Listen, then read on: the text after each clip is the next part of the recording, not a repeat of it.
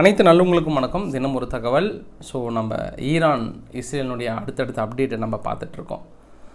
மிகப்பெரிய ஒரு அதிரடியான சம்பவம். ஈரான் பரபரப்பாக இருக்காங்க. ஈரானுடைய அதிநவீன ஆயுதங்கள் எல்லை பகுதிக்கு விரைந்து சென்று கொண்டிருக்கிறது. பரபரப்பாக இருக்கக்கூடிய சூழ்நிலையில் ஒரு கேள்விக்கு மட்டும் நீங்கள் பதில் சொல்லிட்டு போயிடுங்க. ஏன்னா நான் உங்ககிட்ட கேட்டே ஆக வேண்டிய தருணம் இது. ஒரு பென்சில், பேப்பர், பென் ஏதாவது இருந்தால் எடுத்து வச்சுக்கோங்க. கேள்விகளுக்கு பதில் சொல்ல தயாராக இருங்க. ரெடியாக கேட்குறேன் பாருங்கள். இந்த புகைப்படத்தோடு பார்த்துக்கோங்க. அண்ணன் ஜெலன்ஸ்கி அவர்கள் என்ன கேட்டிருக்காருன்னா, நேட்டோ மெம்பர்ஸ் எல்லாம் சேர்ந்து ஆர்டிக்கிள் 5 கொண்டு வந்து இஸ்ரேலை காப்பாற்றணும்னு சொல்கிறாங்க. ஆனால் இப்போது நிலைமைக்கு அது தேவையே இல்லை. இஸ்ரேலை நல்லா ப்ரொடெக்ட் பண்ணி அவங்களே காப்பாற்றிக்கிறாங்க. ஆனால் ஒன்று அதே மாதிரி ஒரு சிந்தனை ஏன் உங்களுக்கு உக்ரைன் மீது வரல? அதுதான் எனக்கு ஆதங்கமாக இருக்கிறது. ஒரு ஆர்டிக்கிள் 5 கொண்டு வந்து இஸ்ரேலை ஃபுல்லாக பாதுகாப்பதற்காக ஒட்டுமொத்தமாக நீங்கள் விரைந்து எடுக்கப்படுகிற நடவடிக்கைகள் உக்ரைன் மீது எடுக்கவில்லையே ஏன் என்ற ஆதங்கம் எனக்குள் இருந்திருக்கிறது. இந்த ஆதங்கத்தை ஆதங்கத்திற்கான பதில்களை அளியுங்கள் அப்படின்னு கேட்டிருக்காங்க. அதற்கான பதில் நான் உங்ககிட்ட கேட்குறேன். என்ன காரணமாக இருக்கும்? ஏன் நேட்டோ நாடுகள் ஓடி வந்து டக்குன்னு இந்த பக்கம்னா அவ்வளோ சீக்கிரம் அப்படியே இஸ்ரேலை காக்கிறதுக்கு அப்படியே ஓடி வந்து கட்டி அணிச்சு இந்த அளவுக்கான உதவிகளை செய்ய தயாராக இருக்கிறாங்களே, அதை விட முக்கியமான நாடல்லவா உக்ரைன், ஏன் உதவி செய்யலை அப்படின்னு தன் ஆதங்கத்தை வெடித்து சிதறி எரிஞ்சிருக்கிறார் நேற்று ரெகுலர் நைட் வீடியோவில். அதற்கான விடைகள் நம்ம பல வருட காலங்களாக விடையளித்து விட்டோம். அதனால் உங்களுக்கு தெளிவாக தெரியும் என்று நான் எதிர்பார்த்து காத்து கொண்டிருக்கிறேன். ஸோ நம்ம நிறைய சீரியஸான பதிவுக்குள்ளே நம்ம போகிறோம். நம்ம வீடியோக்குள்ளே பொறுத்த மாதிரி நீங்கள் நம்ம சேனல் சப்ஸ்கிரைப் பண்ணலாம். சப்ஸ்கிரைப் பண்ணிட்டு வாங்க. மறக்காமல் பெல் பட்டன் கிளிக் பண்ணி ஆல் ஆப்ஷன்ஸ் கொடுங்க. வீடியோக்குள்ள போகலாம்.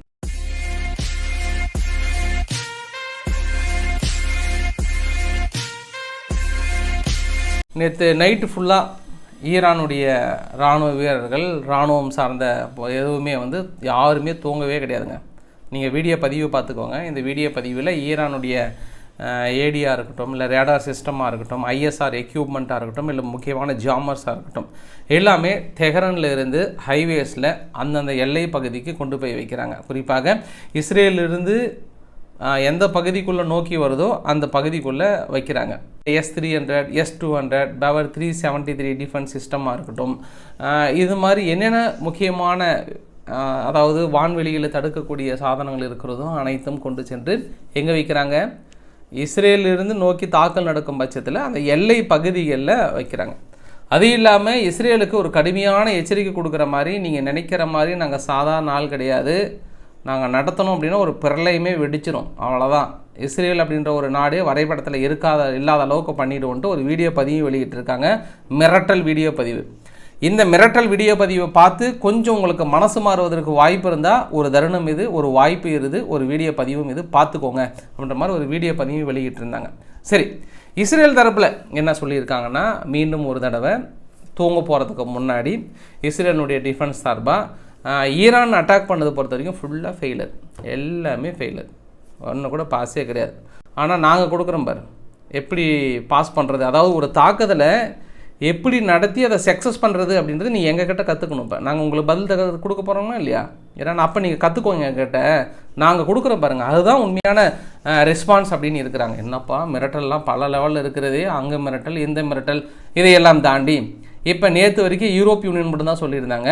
இப்போ அமெரிக்காவும் சொல்லிட்டாங்க, டியர் சிட்டிசன்ஸ், யாராவது அங்கே இருந்தீங்க, ஈரானுக்குள்ளே இருந்தீங்க அப்படின்னா உடனடியாக பின்னங்கால் பிடரடித்து கிளம்பி விடுங்கள், உங்களுக்கான ஆபத்து நெருங்கி விட்டது, உடனடியாக கிளம்பி விடுங்கள் அப்படின்னு சொல்லியிருக்காங்க. ஸோ ஈரான் என்ன பண்ணிட்டாங்க, பார்த்து கொஞ்சம் புத்திமதி சொல்லுங்கள் இஸ்ரேலுக்கு அப்படின்ட்டு வெஸ்டர்ன் நாடுகள்கிட்ட சொல்லியிருக்கிறாங்க.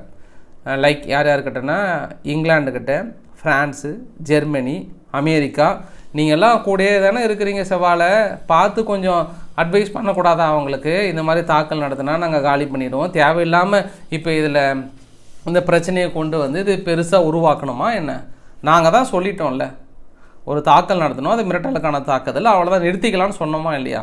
ஏன் திருப்பி இதை பெருசாக்குறீங்க அப்படின்னு ஈரான் தரப்பில் ஒரு எச்சரிக்கையும் சொல்கிறாங்க, மிரட்டலாகவும் சொல்கிறாங்க, இல்லை ரெக்வஸ்டாகவும் சொல்கிறாங்க. ஏன்னா இந்த பிராந்தியத்தில் ஒரு அமைதி உருவாக்கணுன்ற எண்ணத்தில் எங்களுக்குமே இருக்கிறது. அதுக்கான பதிலடிகள் கொடுத்து விட்டோம், எல்லாமே டிட் ஃபார் டேட், பழிக்கு பழி, சரியாக போச்சு, இதோடு விட்டுக்கலாம், கொஞ்சம் அட்வைஸ் பண்ணுங்கள் இஸ்ரேலுக்கு அப்படின்னு மறுபடியும் ஒரு தடவை ஈரான்லேருந்து கோரிக்கை வைத்திருக்காங்க.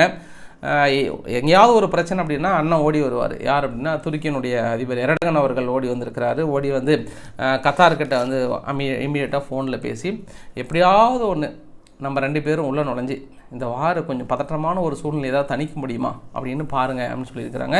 இதில் ஒரு அடிஷ்னல் கருத்து உங்ககிட்ட சொல்லிடுறேன் நான். துருக்கியை பொறுத்த வரைக்கும் நியூட்ரல் கண்டிஷன் அப்படின்னா நியூட்ரல் கண்டிஷன்லாம் கிடையாது, முழுக்க ஈரானுக்கான ஆதரவு. ஏன்னா முன்கூட்டியே அவங்க சொல்லிட்டாங்க, அப்படி தப்பாக இது புரபகண்டா பரப்பிடாதீங்கன்றது சொல்லிட்டாங்க. ஸோ துருக்கி வந்து ஈரானுக்கான முழு ஆதரவு கொடுக்குறாங்க. அதே சமயத்தில் சீனாக்கிட்டேயும் ரெக்வஸ்ட் வச்சுருக்காங்க, ஈரான் சார்பாக கொஞ்சம் இந்த மிடில் ஈஸ்ட் பகுதியில் கொஞ்சம் அமைதி ஏற்படுத்துங்க, சவுதிக்கிட்டலாம் கொஞ்சம் போய் பேசுங்க. ஏன்னா சவுதிக்கிட்ட நீங்கள் பெரிய அளவுக்கு எண்ணெய் வளங்கள்லாம் வாங்கிட்டு இருக்கீங்க, அதனால் நீங்கள் சொன்னால் கேட்பாங்க. கொஞ்சம் அமைதியை ஏற்படுத்துவதற்கு, இல்லை அமெரிக்காவுக்கு உதவி செய்கிற மனநிலை, இதையெல்லாம் விட்டுட்டு என்னெல்லாம் பண்ணால் அந்த பிராந்தியத்தில் அமைதி ஏற்படுமோ அதெல்லாம் பண்ண சொல்லுங்கள் அப்படின்னு இருக்கிறாங்க. So China can make a big deal அது மாதிரிலாம் வந்து போட்டிருந்தாங்க. அதாவது சீனா உள்ள நுழைஞ்சி இந்த தாக்குதலை குறைப்பதற்கோ இல்லை அமைதி ஏற்படுத்துவதற்கோ வாய்ப்புகள் இருக்கா அப்படின்ற மாதிரிலாம் வந்து பார்த்துட்டு இருக்காங்க. இந்த வாய்ப்புகள் எல்லாம் தாண்டி ஓரளவுக்கு வெஸ்டர்ன் நாடுகளுக்கும் அட்வைஸ் பண்ணிட்டாங்க, சீனாக்கிட்டையும் சொல்லிட்டாங்க. அடுத்து ஃபைனலாக நம்ம டார்கெட் யாருன்னா, நேற்று வரைக்குமே ஈரான் என்ன சொன்னாங்கன்னா, நாங்கள் அமெரிக்காவை பொறுத்த வரைக்கும் நாங்கள் தாக்கல் நடத்தும் போது பதில் தாக்கல் நடத்தினாங்க, இருந்தாலும் நாங்கள் மன்னிச்சு விடுறோம், நாங்கள் அமெரிக்க நிலைகள் மீது தாக்கல் நடத்துவதற்கான எண்ணங்களும் சுத்தமாக எங்கள் மனசுக்குள்ள இல்லை, டோட்டலாகவே நாங்கள் விட்டுட்டோம், சரி கம்பெனி விட்டுறலான்ற மாதிரி நேற்று கூட சொன்னாங்க. அது இல்லாமல் அமெரிக்கா கிட்டே தன்னுடைய நிலைமைகளை விளக்கியதாக ஈரானுடைய வெளியுறவுத்துறை அமைச்சர் அப்துல்லைன் அவர்கள் தனது விளக்கங்களை வந்து கொடுத்திருந்தார். ஆனால் இப்போ என்ன சொல்லிட்டாங்கன்னா, இன்றைக்கி காலையிலேருந்து தனது முடிவை மாற்றிக்கிட்டாங்க. ஈரானுடைய ஃபாரின் மினிஸ்டர் அப்துல்லைன் அவர்கள் வந்து அமெரிக்கா கொஞ்சம் கூட சேர்ந்து செயல்படுற மாதிரி தெரியுது, வெளியிலேருந்து சொல்கிறாங்க ஈரான் மீது தாக்கல் நடத்துவதற்கோ போர் புரிவதற்கோ எங்களுக்கு இல்லை, நாங்கள் அந்த மாதிரி இன்ட்ரெஸ்ட்டே எங்களுக்கு இல்லை, நாங்கள் வெளியிலேருந்து தான் பண்ணுறோன்ற மாதிரி சொன்னாங்க. இருந்தாலும் இருக்கக்கூடிய நிலைகள்லாம் பார்க்கும்போது கொஞ்சம் சந்தேகமாக இருக்கிறது. ஏதாவது கொஞ்சம் வந்தது அப்படின்னா நாங்கள் உங்களுடைய நிலைகள் மீது முடிச்சிடுவோம் கதையை அப்படின்னு இருக்கிறாங்க. அவங்க நிலைகள் அப்படின்னா இன்னொன்று எக்ஸ்பிளைன் பண்ணியிருக்கிறாங்க. ஏன்னா வீரர்கள் இப்போ அதிகம் பண்ணி இப்போ அட் ப்ரெசென்ட் எவ்வளோ பேர் நிறுத்தி வச்சுருக்காங்க அப்படின்னா, இது லேட்டஸ்ட்டு வரைபடம். இது ஆல்மோஸ்ட்டு ஈரானுடைய பக்கத்தில் குவைத் பார்த்திங்கன்னா 13,000 வீரர்கள், ஜோர்டனில் பார்த்திங்கன்னா 3,000 வீரர்களை நிறுத்தியிருக்காங்க. அப்படியே ஜோர்டன் சவுதி அரேபியாவில் ஒரு 3,000 பேர், பக்ரைனில் ஒரு 7,000, கத்தாரில் வந்து ஒரு 10,000 பேர் நிறுத்தி வச்சுருக்காங்க, ஓமனில் வந்து சம்திங் 1000க்கு மேலே, யுஏஇயில் வந்து ஒரு 5,000க்கு மேலே, ஆப்கானிஸ்தானில் பாருங்கள் 14,000க்கு மேற்பட்ட வீரர்கள் இருக்காங்க, டர்க்கியில் கூட 2,500, சிரியாவில் ஒரு 800 வீரர்கள், ஈராக்கில் ஒரு 5,000 வீரர்கள். ஸோ இதெல்லாம் அங்கங்கே நிலைநிறுத்தியிருக்காங்க. இந்த இடங்கள் எல்லாம் நாங்கள் குறிவைத்து தாக்குதல் நடத்துவோம். ஸோ நீங்கள் கொஞ்சம் பார்த்து அட்வைஸ் பண்ணல அப்படின்னா, நீங்களும் அவங்களோட சேர்ந்து தாக்கல் நடத்துனீங்க அப்படின்னா உங்களது நிலைகள் இது அதிகமாக எங்கள் பக்கம்தான் இருக்கீங்க, முடிச்சுடுவேன், எல்லாத்தையும் ஜூஸ் புரிகிற மாதிரி புளிஞ்சு தள்ளிடுவேன் அப்படின்னு ஈரான் தரப்பில் ஒரு மிரட்டல் விடுத்திருக்காங்க. அவசரமாக ஒரு ஃபோன் கால், இது வந்து 3வது ஃபோன் கால். யார் அப்படின்னா, அமெரிக்கானுடைய டிஃபென்ஸினுடைய செக்ரட்டரி லாய்ட் ஆஸ்டின் அவர்களும் இஸ்ரேலினுடைய டிஃபென்ஸ் கேலண்ட் அவர்களும் வந்து ஃபோனில் பேசிக்கிறாங்க 3வது தடவை. இந்த 3வது தடவை ஃபோன் காலில் தடவை நாங்கள் எங்களுக்கும் இதுக்கும் சம்மந்தம் இல்லை, நாங்கள் வெளியே நின்று ஆதரவு கொடுக்குறோம். 2வது ஃபோன் காலில் எந்த சூழ்நிலை வந்தாலும் நாங்கள் இஸ்ரேலை வந்து ஒட்டுமொத்தமாக பாதுகாப்போம், அதில் எந்த மாற்று கருத்துமே இல்லை. 3வது ஃபோன் காலில் கொஞ்சம் இந்த டிஃப்ரென்ஷியேட் பார்த்துக்கணும். 3வது ஃபோன் கால் என்ன சொல்லியிருக்காங்கன்னா, நாங்கள் உங்களோட இருக்கோம், உங்களோட துணை புரிகிறோம், முடிஞ்ச அளவுக்கு எல்லா ஹெல்ப்பும் பண்ணுறோம். இப்போ அந்த மனசு மாறி இருக்கிறது. ஃபஸ்ட்டு வேண்டாம், உங்களை பாதுகாக்கிறோம், தாக்கல் நடத்துங்க, ஹெல்ப் பண்ணுறோம். அந்த டிஃப்ரென்ஷியேட் ஃபைனலாக ஐ திங்க் இஸ்ரேல் கன்க்ளூட் பண்ணிட்டாங்கன்னு நினைக்கிறேன். இந்த இடத்துல அமெரிக்கா கொஞ்சம் தெளிவாக இருக்காங்க. ஏன்னா உக்ரைன் எப்படி அடிச்சுட்டு நம்ம வெளியிலேருந்து ஹெல்ப் பண்ணலாம், அதே மாதிரி தான் இஸ்ரேலுக்கும் இப்போ என்ன முடிவு பண்ணியிருக்காங்கன்னா, இந்த கேப் அதுக்காக தான் கொடுக்குறாங்க அமெரிக்கா. எதற்காக இந்த கேப் அப்படின்னா, அவசரப்பட்டு அடுத்த நாளே தாக்கல் நடத்தும் போது திடீர்னு உங்களுடைய படைகள் உள்ளே போச்சுன்னா அப்புறம் நம்மளும் வாரில் நுழைஞ்ச மாதிரி ஆகிடும், இந்த தேவையில்லாத இதாகிடும்ன்றனால இந்த 2-3 நாள் புரிய வச்சுருவாங்க. இப்போ ஈரானுக்கு இங்கே பாருங்கள், நாங்கள் வெளியிலேருந்து தான் கொடுக்குறோம், நாங்கள் உள்ளெல்லாம் வரலன்றதுக்கான அந்த கேப்பையும் கொடுத்துட்டாங்க, எல்லாமே பண்ணிட்டாங்க. நான் உங்களுக்கு கொடுக்குறோம், ஆயுதங்கள் கொடுக்குறோன்ற மாதிரி ஓரளவுக்கு சொல்லி வச்சுருக்காங்க. இதுதான் 3வது கன்க்ளூஷன். ஒரு விஷயம் நம்ம கிளியராக புரிஞ்சுக்கலாம், வெதர் ஈரான் நடத்துகிற தாக்குதலும் சரி, இஸ்ரேல் நடத்தப்படுகிற தாக்குதலும் சரி, ஒரு விஷயம் ரொம்ப கிளியராக, நீங்கள் எங்கெங்கெல்லாம் உங்களால் எந்த அளவுக்கு தடுக்க முடியுமோ தடுக்க முடியுங்க, அதை தாண்டி எங்களோட பவர் என்னான்னு பாருங்கன்றதை ப்ரூவ் பண்ணுறாங்க. ஈரான் தரப்புலையும் ப்ரூவ் பண்ணிட்டாங்க. இப்போ எவ்வளோலாம் எங்களால் முடியும்னு இருக்காங்க. அதுக்கு இஸ்ரேல் தரப்பில் ஃபெயிலர் நீட்டாங்க. அதுக்கான ரீசெண்டாக கூட நான் சொல்லியிருந்தேன். நான் ரெண்டும் பெருசாக இழப்புகளில் உயிரிழப்புகளில் அதையும் இவங்க நாங்கள் தாக்கல் நடத்தலைன்ற மாதிரி சொல்கிறாங்க. இப்போ என்ன பண்ணுறாங்கன்னா இஸ்ரேல் ஒரு சேலஞ்சு கொடுக்குறாங்க, ஒரு 3 நாள் டைமும் கொடுக்குறாங்க. நீ எங்கெங்கே பாதுகாக்க முடியுமோ, எங்கெங்கே உன்னால் தடுக்க முடியுமோ, எங்கெங்கே உன்னால் வந்து இடைமறித்து தாக்கல் முடியும் நிறுத்துங்க. அதையும் மீறி உங்கள் நிலைகளுக்குள்ளே நாங்கள் இது வந்து ஒரு சேலஞ்சிங் மாதிரி தான் எனக்கு தெரியுது இல்லைங்களா? இப்போ திடீர்னு ஒருத்தர் ஒரு வார் அப்படின்றது என்ன அப்படின்னா, இப்போ உக்ரைனுக்கு ரஷ்யா பண்ணால் திடீர்னு தாக்கல் நடத்துவாங்க சொல்லாமல் செய்யாமல். அது மாதிரிலாம் இல்லை. இது பரவாயில்ல, ஒரு ப்ரிகாஷனரியாக ஒரு அனௌன்ஸ்மெண்ட்டோட எல்லாமே ரெடி பண்ணி வச்சுட்டு அதுக்கப்புறம் தாக்கல் நடத்துகிறாங்க. இந்த வாரம் கொஞ்சம் டிஃப்ரெண்ட்டாகவும் இருக்குது. அதாவது இஸ்ரேல் ஈரானுடைய யுத்தம் பொறுத்த வரைக்கும் நீங்கள் கரெக்டாக அனலைஸ் பண்ணிங்கன்னா உங்களுக்கு புரியும். அது எல்லாமே ப்ரிப்பேர்டாக இருக்கிறாங்க. ப்ரிப்பேர்டாக தடுக்கிறதுக்கான அனைத்து ரெடி பண்ணிட்டு தான் அவங்களுடைய வீரத்தை வந்து காட்டுறாங்க. மேபி இஸ்ரேல் தனது பதில் தாக்கல் நடத்திட்டு அதுக்கப்புறம் அப்படியே கொஞ்சம் அமைதியாகிருமோன்ற ஒரு எண்ணம் கூட எனக்குள்ளே தோன்றுகிறது. ஸோ அதை தாண்டி அமெரிக்கானுடைய ஜிஓபியினுடைய லீடர் என்ன சொல்லியிருக்காங்கன்னா, நாங்கள் நிச்சயம் இஸ்ரேலுக்கு பக்கம் முழுமையாக நிற்போம், இஸ்ரேல் அவர்களை தற்காத்து கொள்வதற்கான முழு உரிமை இருக்கிறது, அவருக்கான ஃபுல்லாக ஃபண்டிங் சோர்சஸ் எல்லாமே கொடுக்க போகிறன்ற மாதிரி வந்து மீண்டும் ஒரு தடவை தெளிவுபடுத்தியிருக்காங்க. இதில் ஈரானுக்கு மற்றொரு ஆறுதல் என்ன அப்படின்னா, ரஷ்யா வந்து உத்தரவாதம் கொடுத்துருக்காங்க ஈரானுக்கு, உங்களுக்கு அட்வான்ஸ்டு ஃபைட்டர் ஜெட் அப்படி தேவைப்பட்டது அப்படின்னா உங்களுடைய ஏர் டிஃபென்ஸ் டெக்னாலஜி எல்லாமே நாங்கள் உங்களுக்கு கொடுக்குறோம், ஒன்றும் பிரச்சனை இல்லை, நாங்கள் உங்களுக்கு நேரடியாகவே கொடுக்குறோம், மறைமுகமாக ஆதரவு அப்படின்லாம் கிடையாது போதும். அதனால தான் இந்த ஈரான் தரப்பில் வந்து ரொம்ப நிபந்தனையற்ற ஒரு தேங்க்ஸ் சொல்லியிருக்காங்க. என்ன ஒரு நண்பன், என்ன ஒரு நட்பு, இந்த அளவுக்கு யாருமே எங்களுக்கு சொல்லேன்னு இருக்காங்க. மற்றவனோட கொடுக்குறது யோசனை பண்ணுவாங்க. ஆனால் ரஷ்யா இந்த சூழ்நிலையிலையும் எங்களுக்கு அட்வான்ஸ் ஃபைட்டர் ஜெட் கொடுக்குறாங்க, அட்வான்ஸ் ஏர் டிஃபென்ஸ் டெக்னாலஜி எல்லாமே நான் உங்கள்கிட்ட ஷேர் பண்ணுறோம், ஒன்றும் பிரச்சனை இல்லை, இருக்கக்கூடிய சூழ்நிலைகள் எல்லாமே நான் உங்களுக்கு முடிக்கிறோன்ற மாதிரி வந்து சொல்லியிருக்காங்க. ஸோ இது ஒரு அடுத்த கட்ட நகர்வாக பார்க்குறோம். இருந்தாலும் அமெரிக்கா இந்த இடத்துல அடுத்து ஒரு பியூட்டிஃபுல் ப்ளே பண்ணியிருக்காங்க. என்னப்பா திடீர்னு அமெரிக்கா அப்படி புகழ்றே அப்படின்னு நினைக்கிறீங்களா? என்ன காரணம்னா, ஈராக்கோட நிலைமைகள் பார்க்கும்போது ஈராக் வந்து ஒரு 25 நாளைக்கு முன்னாடி, சரி ஒரு மாதமே கூட வச்சுக்கோங்க, ஒரு மாதத்திற்கு முன்பு அங்கே ஈரானுடைய ரெசிஸ்டன்ஸ் மீது நடத்தப்பட்ட தாக்குதல், அது இல்லாமல் ஈராக்கு சம்பந்தப்பட்ட வெளியுறவு தூதரகத்தில் 2-3 தாக்குதல் நடத்தப்பட்டதற்கு உடனடியாக அமெரிக்கா ஈராக் நிலைகளிலிருந்து வெளியேற வேண்டும், இல்லையென்றால் கடும் நடவடிக்கை எடுக்கப்படும் ஒரு பகிரங்க மிரட்டல்.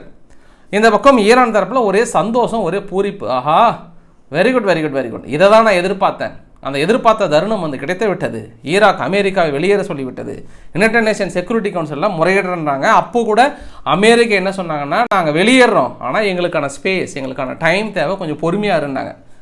அந்த ஒரு மாதத்தில் ஏற்பட்ட மாற்றம் என்ன அப்படின்னா, இன்று வந்து மிகப்பெரிய ஒரு அக்ரிமெண்ட் போட்டிருக்காங்க.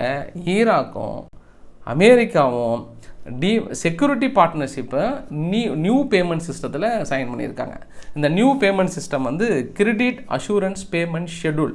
இந்த credit payment assurance schedule base படி அவங்களுடைய நிலைகளை பாதுகாக்கிறதுக்கான இந்த ரீஜனல் செக்யூரிட்டிக்கான ஆயுதங்களை நாங்கள் கொடுத்துருவோம். ஆனால் இப்போ இது எப்படின்னா கிரெடிட் கார்டு மாதிரி. இப்போ நம்ம என்ன பண்ணுறோம், கிரெடிட் கார்டு இருக்குது, போய் ஸ்வைப் பண்ணிடுறோம், பொருள் நம்மக்கிட்ட வந்துடுது. அதுக்கப்புறம் நம்ம என்ன பண்ணலாம், இன்ஸ்டால்மெண்ட்டில் அந்த அமௌண்ட்டு நம்மளால் பே பண்ண முடியலன்னா, இப்போ 1 லட்ச ரூபா வாங்கினா மாதத்துக்கு இவ்வளோன்னு கொடுப்போம்ல, அந்த மாதிரி சிஏபிஎஸ் சிஸ்டத்தில் பே பண்ண சொல்கிறாங்களாம். இது மாதிரியான பெரிய வாய்ப்புகளை எங்களை போன்ற ஈராக் போன்ற நாடுகளுக்கு கொடுத்து எங்களை பாதுகாக்கிறது அமெரிக்கா அப்படின்னு என்ற ஒரு உத்தரவாதம். என்ன ஒரு மாற்றம், ஒரு மாதத்திற்குள் மிகப்பெரிய ஒரு மாற்றத்தை எடுத்து, அது குறிப்பாக இந்த நேரத்தில் இன்றைக்கி இந்த பிரச்சனை நடக்குது, அங்கே போயிட்டு ஈராக்கும் அமெரிக்காவும் செக்யூரிட்டிக்காக சைன் பண்ணிட்டு வராங்கன்னும் போது இது யாருக்கு நீங்கள் ப்ளஸ் பாயிண்ட்டுன்னு நினைக்கிறீங்க? ஏன்னா ஈராக்குக்குள்ளே நுழைஞ்சால் மட்டும்தான் இவங்களால் சிரியாவை போக முடியும், சிரியாவை தாண்டி தான் லெபனானுக்குள்ளே போக முடியும். ஸோ டைட் பண்ணுறாங்க, அதாவது ஈரானுடைய படைகளை டைட் பண்ணுறதுக்கான மிகப்பெரிய ஒரு வாய்ப்புகளாக கருதப்படுகிறது. ஸோ இந்த இடத்துல ஒரு மேஜர் செக் வச்சுட்டாங்க. இது எல்லாம் தாண்டி அங்கே போயிட்டு அடிக்கணும் இஸ்ரேல் அப்படின்னா கொஞ்சம் ரிஸ்க்காக இருக்கும், மேலே போகிறதுக்குள்ளே முடிச்சிடுவாங்க. ஏன்னா அதுக்கான செலவுகளுக்கு வந்து கொஞ்சம் அதிகமாக தான் தென்படுகிறது. இன்னொரு வாய்ப்புமே அமெரிக்காவுக்கு என்ன ஒரு ப்ளஸ் பாயிண்ட், மேஜர் பாயிண்ட் அப்படின்னா, இன்றைக்கி ஜோர்டன் வந்து என்ன பண்ணிட்டாங்கன்னா இன்னும் ஓப்பனாகவே ஸ்டேட்மெண்ட் கொடுத்தாங்க, ஒட்டுமொத்தமாக இஸ்ரேலினுடைய ஏர்கிராஃப்டாக இருக்கட்டும், இல்லை இஸ்ரேலினுடைய ஐரன் டோமாக இருக்கட்டும், என்னென்ன தேவைப்படுதோ அவங்களுக்கு எங்களுடைய ஏர்ஃபோர்ஸில் நான் உங்களுக்கு முழுமையான இடங்களை கொடுக்குறோம். இதான் ஃபஸ்ட் டைம் வந்து நீங்கள் இங்கேயே நிறுத்திக்கோங்க. நீங்கள் அங்கே எங்கள் பார்டரை கிராஸ் பண்ணி இஸ்ரேலுக்குள்ளே வந்து தாக்குதல் நடத்தி வீழ்த்துறதுக்கு பதில் இங்கேயே முடிச்சிடுங்க கதையை. இங்கேயே முடிச்சிட்டிங்கன்னா அதை தாண்டி உள்ளே வர்றதுக்கு அதுக்கப்புறம் நீங்கள் முடிச்சுக்கோங்களா கதையை, எப்படி நல்ல ஐடியாவாக இருக்குல்ல அப்படின்ற மாதிரி வந்து ஜோர்டன் கொடுத்துட்டாங்க. ஸோ ஜோர்டன் இந்த இடத்துல பெரிய அளவுக்கு உதவி செய்கிறது இஸ்ரேலுக்கு.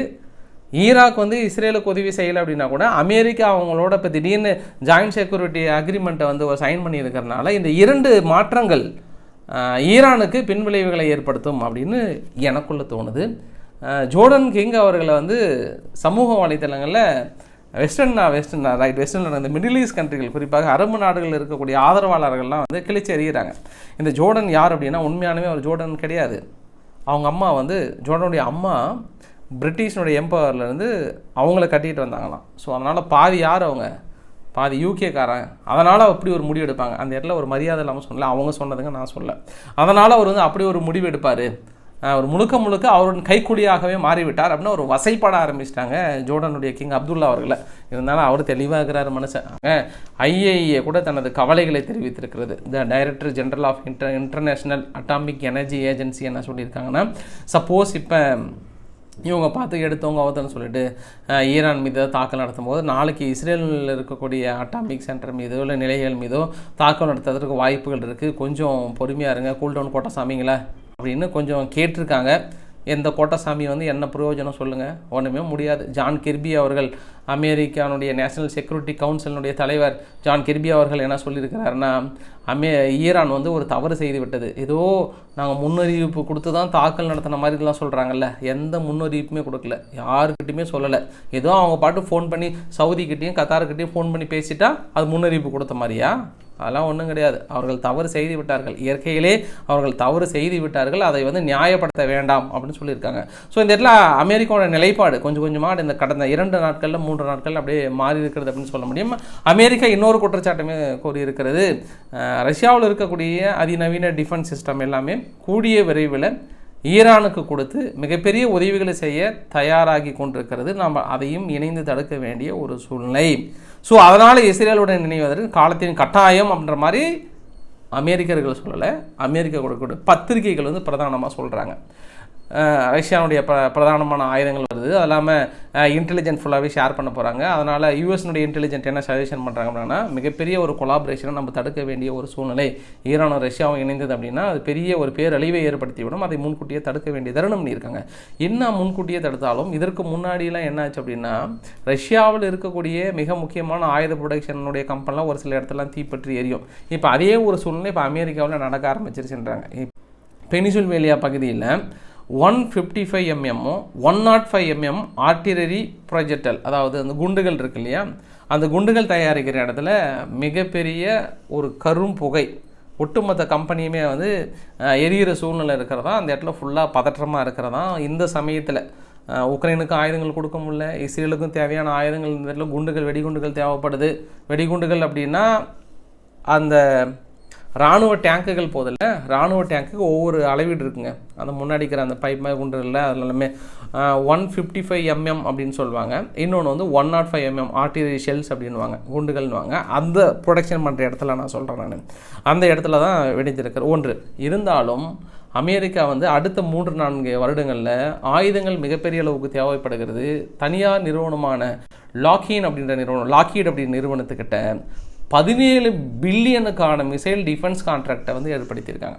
இது மிகப்பெரிய ஒரு ப்ராஜெக்ட். தனியார் நிறுவனத்துக்கிட்ட முழுமையாக F-35 விமானத்தை கிரவுண்ட் பேஸ்டு மிட்கோர்ஸ் டிஃபென்ஸ் சிஸ்டத்தை இணைந்து உருவாக்குறாங்க. இது உருவாக்குறதுக்கு மிகப்பெரிய தொகை 2028 இவங்களோட ப்ராஜெக்ட். 2028க்குள்ளே உருவாக்கணும். ஏன்னா அந்த வானுடைய காலம் போயிடும், அப்படியே இந்த அளவுக்கு நெருங்கின்ற மாதிரி வந்து சொல்லியிருக்காங்க. ஸோ அமெரிக்கா தரப்பில் இன்னும் அதிக தடையாக கொஞ்சம் ஸ்ட்ராங் பொசிஷனில் தான் இருக்கிறாங்க. அடிஷ்னலாக சீனாவுடைய பொருளாதாரத்தை வீழ்த்துவதற்காக சாம்சங் நிறுவனம் இருக்கு இல்லையா, சாம்சங் நிறுவனத்தை அமெரிக்காவில் வந்து நிறுவுவதற்காக, குறிப்பாக சிப் மேக்கிங் பண்ணுவதற்காக டெக்சாஸில் அந்த இன்வெஸ்ட்மெண்ட் ப்ராஜெக்டோட காஸ்ட்டு 11 பில்லியன். அதாவது TSMCனுடைய சிப் மேக்கிங் அரிசோனாவில் மேக் பண்ணுறாங்க. அதற்கு 6.4 பில்லியன் அளவுக்கு சப்சிடியாகவே கொடுத்துட்றாங்க. யார்? தென்கொரியா நிறுவனமான இந்த சாம்சங் நிறுவனத்திற்கு நீங்கள் சீனாவுடன் இணைந்து தயாரிக்கக்கூடாது, எங்களுடன் வந்து தயாரிச்சிங்க அப்படின்னா இங்கே அமெரிக்காவில் நிறுவனீங்கன்னா 6.4 பில்லியன் அளவுக்கான சப்சிடியே கொடுத்துட்றோம், ஃப்ரீ. மீதி நீங்கள் இருக்கிற காஸ்ட்டை வச்சுட்டு அப்படி பண்ணிங்கன்னா போதுன்னு இருக்காங்க. இது மிகப்பெரிய ஒரு ஜாக்பாட். இந்த ஜாக்பாட்டையும் பயன்படுத்த போகிறார்கள் சாம்சங் நிறுவனம். எந்தெந்த வகையில் எங்கெங்கே முடக்கணுமோ அந்த வகையில் வந்து முடக்கிட்டே இருக்கிறாங்க. ஃபைனலாக ஒன்று இந்த வீடியோவில் நிறைவு பகுதி சம்மந்தமே இல்லாத செய்தியாக இருந்தாலும் சொல்ல வேண்டியது என்னுடைய கடமை. ஃப்ரான்ஸ் இருக்காங்கல்ல, ஃப்ரான்ஸ் வந்து சூடானுடைய கான்ஃப்ளிக்டில் அமைதி திரும்பணும் என்பதற்காக, ஏன்னா சூடான் வந்து கொஞ்சம் ரஷ்யாவுடைய தலையீடு அதிகமாக இருக்கிறனால ஒரு 2.1 பில்லியன் அளவுக்கான எய்டு நாங்கள் கொடுக்கலான் இருக்கோம்னு சொல்லிட்டு மேக்ரான் அனௌன்ஸ் பண்ணியிருக்கிறாங்க. அவங்க மட்டும் இல்லாமல் யூரோப் யூனியன் வந்து ஒரு 1 பில்லியன் கொடுக்குறேன்னு இருக்காங்க. அமெரிக்காவும் யூகேவும் கனடாவும் சேர்ந்து ஒரு 100 மில்லியன் மேலே கொடுக்குறேன்னு இருக்கிறாங்க. ஆக மொத்தம் சூடானை தனது பக்கம் இழுப்பதற்காக வெஸ்டர்ன் நாடுகள் மிகப்பெரிய முயற்சிகளை மேற்கொண்டிருக்கிறார்கள். ஏன்னா தொடர்ந்து ஆப்பிரிக்க நாடுகள் வெஸ்டர்ன் நாடுகளை துரத்தி கொண்டு இருக்கும் வேலையிலே அதை மீண்டும் நாம் புதுப்பிக்க வேண்டிய ஒரு தருணம். அதனால் எவ்வளோ செலவு பண்ணாலும் பரவாயில்ல, லைக் நம்ம ஓட்டு வாங்குற மாதிரி தான். இப்போ ஸ்டார்ட் ஆகிடுச்சுல, இன்னிலேருந்து வீடியோ அங்கங்கே வந்துகிட்டே இருக்குது. இங்கே 500 கொடுக்குறாங்க, அங்கே 600 கொடுக்குறாங்கன்னு வீடியோ கொடுக்குற வீடியோ வந்துட்டு தான் இருக்கு. இல்லை பணத்தை கொடுத்து வாக்காளர்களை கவருவது போல் பணத்தை கொடுத்து அந்த நாட்டை தன் பக்கம் இழுப்பதற்காக பார்த்து கொண்டிருக்கிறது. ஸோ இன்றைக்கு ஓரளவுக்கான தகவலை பண்ணிக்கிறேன். பிடிச்சதை லைக் பண்ணுங்கள், ஃப்ரெண்ட்ஸுக்கு ஷேர் பண்ணுங்கள், சப்ஸ்கிரைப் பண்ணுங்கள். ரவிக்குமார் சோம சேனல். நன்றி, வணக்கம்.